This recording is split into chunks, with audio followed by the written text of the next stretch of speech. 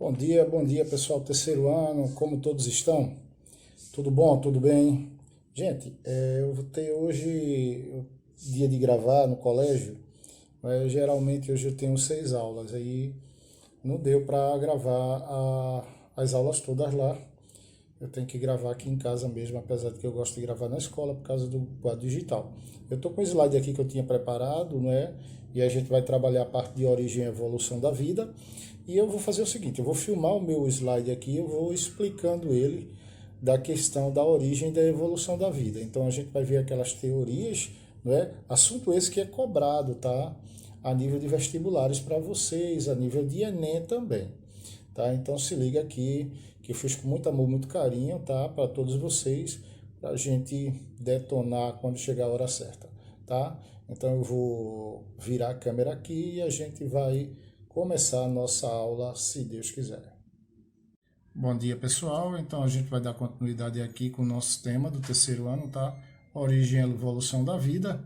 Vamos tentar fazer o máximo de qualidade aqui para que vocês possam entender, certo?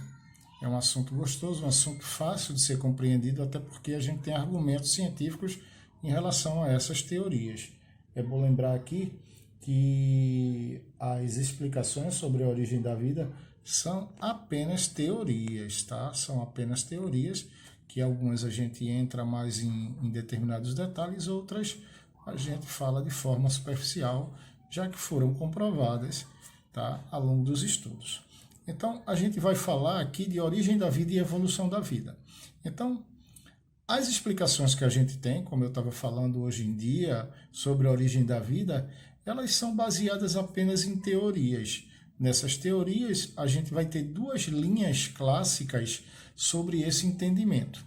As teorias chamadas de abiogênese e a teoria ou as teorias relacionadas à biogênese, tá? Então são essas duas linhas que a gente vai abordar, que perdurou por muito tempo uma e que através de metodologia científica foram derrubadas, não é? E os contestamentos sobre essas teorias. Então é importante a gente conhecer para a gente poder entender os passos evolutivos que ocorreram ao longo dos tempos. Tá? A gente sabe que quando a gente fala em um ser humano, sabe que um ser humano nasce de outro ser humano. Da mesma maneira que um pinheiro, né, que é um vegetal, ele vai nascer de uma semente ou se originar de uma semente, porém de uma semente de um vegetal. Tá? Então, a questão é, se um ser ele se origina do outro ser, quem foi o primeiro ser vivo? Então, essas teorias vieram, não é, para poder satisfazer essas perguntas científicas embasadas em determinadas conclusões e, obviamente, experimentos, tá? Então, a gente vai dar uma mergulhada agora e vai para a parte da teoria da abiogênese ou teorias da abiogênese. A gente vai ver que esse tipo de teoria da abiogênese, ela, como princípio, afirma que a vida ela não surge de um ser vivo pré-existente.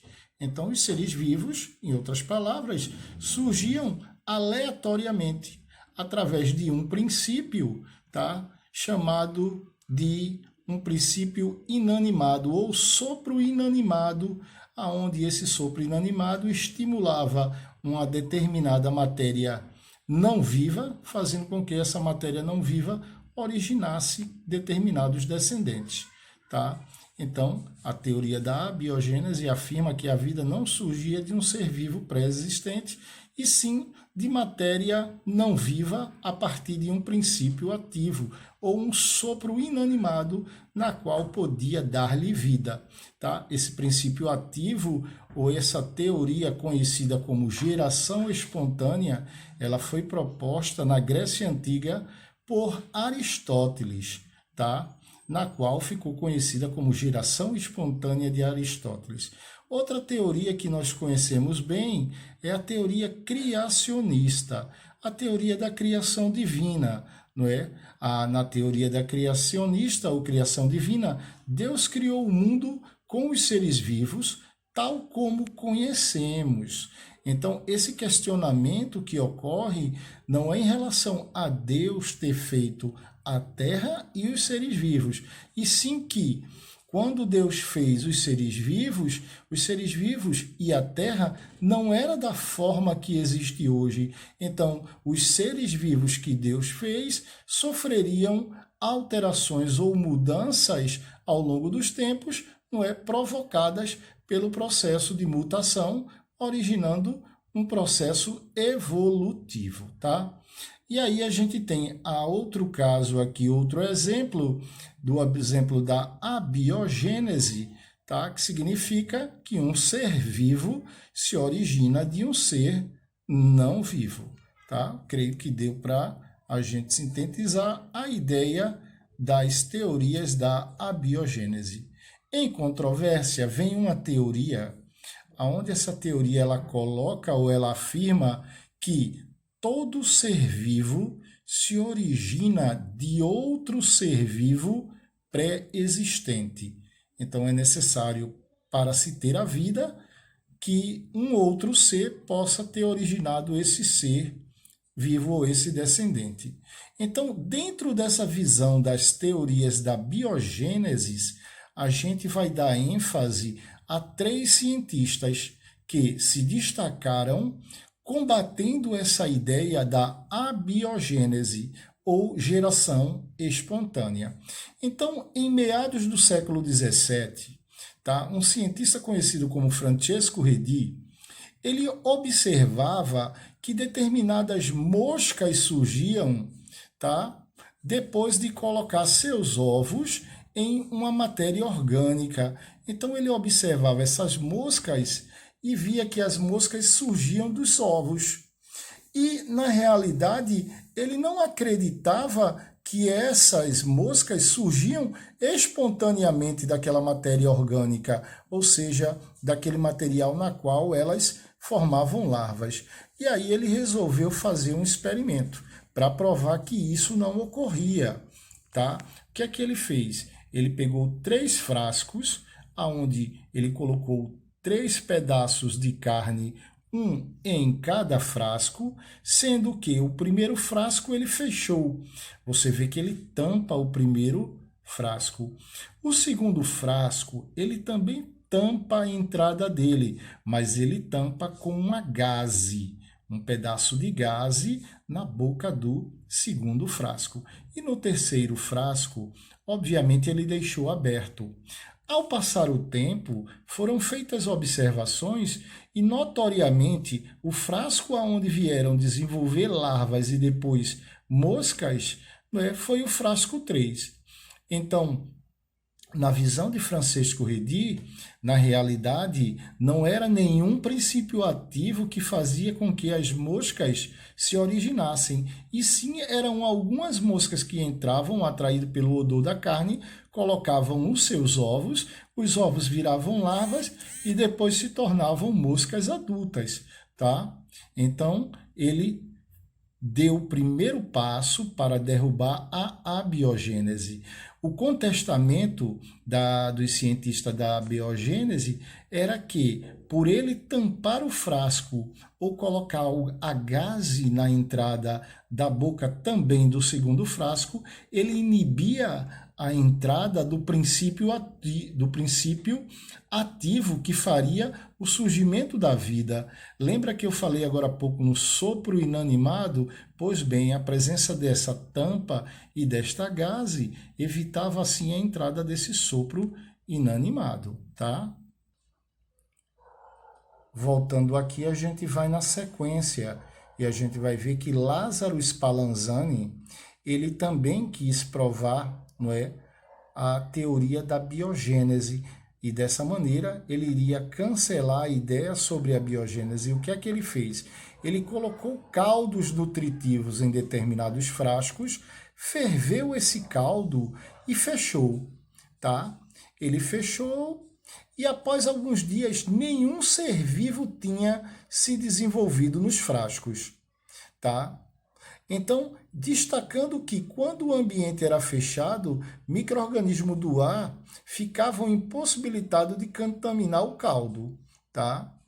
Da mesma maneira que a fervura destruía micróbios que já existiam no frasco.